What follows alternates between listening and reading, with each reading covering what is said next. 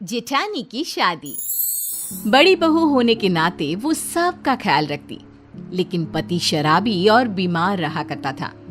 किसी ने शादी से पहले पति की कमियों के बारे में बताया नहीं था। ऐसे में भाभी, अब तुम कर भी क्या सकती हो, लोग तो बातें बनाएंगे ही। अब तुम एक के लिए दूसरे की जिंदगी थोड़ी ना खराब होने दे सकती हो। फिर भी दीदी, लोग सोचेंगे छोटे बेटे की शादी बड़े बेटे से पहले क्यों करवा दी, और इस तरह तरह तरह की बातें बनाएंगे। तो क्या करे, उसकी शादी करवा दे। दीदी शादी तो करवा देंगे, लेकिन कोई लड़की इससे शादी करने को तैयार भी तो हो। तुम इसकी चिंता छोड़ दो। क्या तुम इसकी शादी करवाना चाहती हो तो मैं लड़की ढूंढना शुरू करूं? हाँ हाँ भाभी, क्यों नहीं। अगर आपकी नजर में कोई लड़की हो तो बताओ, जो मेरे इस निकम्मे बेटे से शादी कर ले। कम से कम उसके आने से ये ठीक तो हो जाए। कुछ दिनों बाद देखो तो कैसी है ये लड़की। गरीब घर की है, लेकिन सोना है सोना। अरे दिखने में सुंदर और घर के काम में तो जैसे सर्वगुण संपन्न। बुआ जी है तो बहुत सुंदर, लेकिन ये बच्ची लग रही है। हमारे जेठ जी की तो अच्छी खासी उम्र है, माना शादी नहीं हो पाई, लेकिन उम्र थोड़ी ना रुकती है। अरे बच्ची है तो बच्ची जैसी ही लगेगी ना। तुमसे 5 साल छोटी है, लेकिन सुंदर और संस्कारी है। कमल के लिए इसका ही रिश्ता लाई हूँ, और लड़की छोटी हो तो ही कब्जे में रहती है। क्या कमल के लिए रिश्ता मिल गया? मुझे तो दिखा लड़की की फोटो।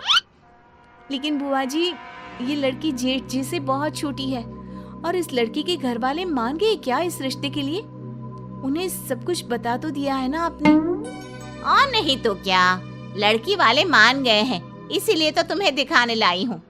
लड़की वाले गरीब और भले लोग हैं, लड़की के पिता नहीं है, इसलिए उनको रिश्ते के लिए मनाना मेरे लिए और आसान हो गया। अच्छा, लेकिन लड़की और कमल के बीच उम्र का कुछ ज्यादा फर्क नहीं लगेगा? अरे तो क्या हुआ, इतना तो चलता है। और सबसे बड़ी बात, लड़की वाले मान गए हैं।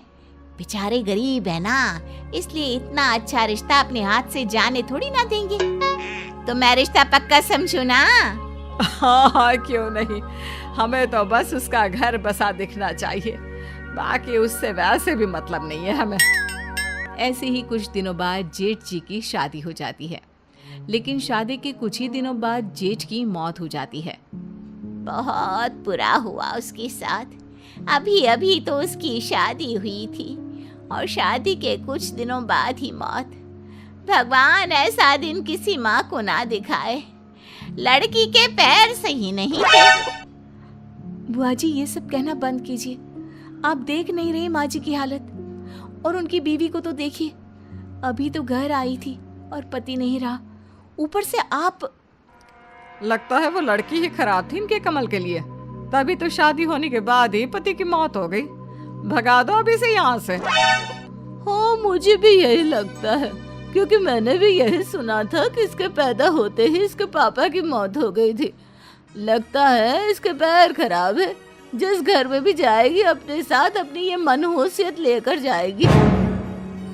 ये तो बहुत बुरा हुआ इनके बेटे के साथ। नई बहू घर आते ही बेटा घर छोड़कर चला गया। इस तरह आस पड़ोस की औरतें मिलकर कुछ दिनों तक नई बहू पर इल्जाम लगाती रहती है, उसके बारे में गलत गलत अफवाह उड़ाते रहते हैं, और ये बात सोनम देख नहीं पाती। फिर एक दिन, मेरे कारण पहले पापा नहीं रहे, फिर ये मैं ही मनहूस हूँ। आप लोग मुझे घर से निकाल दीजिए। नहीं नहीं भाभी, कैसी बात कर रही हैं? इन लोगों को तो जवाब मैं देती हूँ। फिर बहू पड़ोसियों को कहती है, आप सबको क्या लगता है जेठ जी के गुजर जाने का गम केवल मम्मी जी को है और जेठानी जी को नहीं? वो उनके भी पति थे, जिसके साथ कुछ समय पहले ही इनकी शादी हुई थी, और शादी के कुछ समय बाद ये सब हो गया, और आप सबको लगता है कि उन्हें कोई दुख नहीं हो रहा? अरे उनके लिए तो ये सबसे बड़ा दुख है। बहू, ये क्या बोल रही है? चुप रह। मोहल्ला है ये, हमारा समाज है। समाज ही तो है ना माँ जी, किसी भी हाल में खुश नहीं रहने देगा ये। मम्मी जी, आप इन लोगों को चुप रहने के लिए क्यों नहीं बोल रही? आप देख नहीं रही ये जेठानी जी के बारे में क्या क्या बोल रहे हैं? इनको लगता है कि जेठ जी की मौत जेठानी जी की वजह से हुई है। ऐसा तो नहीं है माँ जी। हाँ हाँ, मुझे भी पता है, वो अपनी हरकतों के कारण नहीं रहा। कितना समझाया था गलत संगत छोड़ दे, लेकिन नहीं। माँ जी वो कोशिश कर रहे थे कि वो सब छोड़ दे, लेकिन देर हो गई। जब मम्मी जी आपको सब पता है तो आप इनको बोलती क्यों नहीं? सच में तो ये सब भी जानती हैं, लेकिन इन लोगों को बस बातें बनाने के लिए चाहिए जिसे ये कोस सके। सही कह रही हो ना? आप सभी जानते हो जेठ जी की मौत उनके खुद की वजह से हुई है, उनके शराब पीने की वजह से। और जिस बुरे हालातों में हमें उस बेचारी औरत का साथ देना चाहिए, आप सब लोग मिलकर उसे कोस रहे हो। अरे बहू तू गलत समझ रही है, उनके कहने का ये मतलब नहीं था। और बुआ जी आप ही तो ये रिश्ता लेकर आई थी ना, आपने भी कुछ नहीं बोला। वो बेचारी लड़की जिसके पति की मौत अभी अभी हुई है, आप सभी लोग उसे हिम्मत देने के बजाय उसे कोस रहे हैं। अरे उस लड़की की तो पूरी जिंदगी बर्बाद हो गई है। उसे अपनी पूरी जिंदगी एक शराबी की विधवा बनकर गुजारनी पड़ेगी। सोचिए इस वक्त उस पर क्या गुजर रही होगी। जिस उम्र में उसे घूमना फिरना चाहिए, अपने जिंदगी को खोलकर जीना चाहिए, उस उम्र में वो एक विधवा बनकर काटेगी।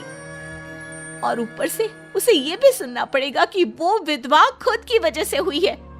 ये सब है आप लोगों की सोच। शर्म आती है मुझे आप सब पर। तभी एक पड़ोसन बोल पड़ती है, तू तो बड़ी वकील बन रही है ना, तो करवा दे जेठानी की शादी। अरे कैसी बात कर रही हो, दूसरी शादी, वो भी बहू की?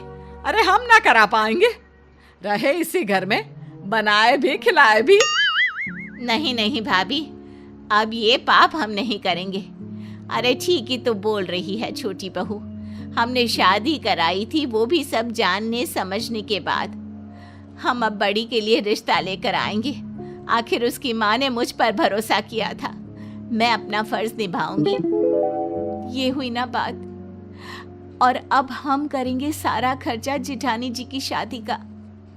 हाँ सही बात है बहू, हमने इसके साथ धोखा किया।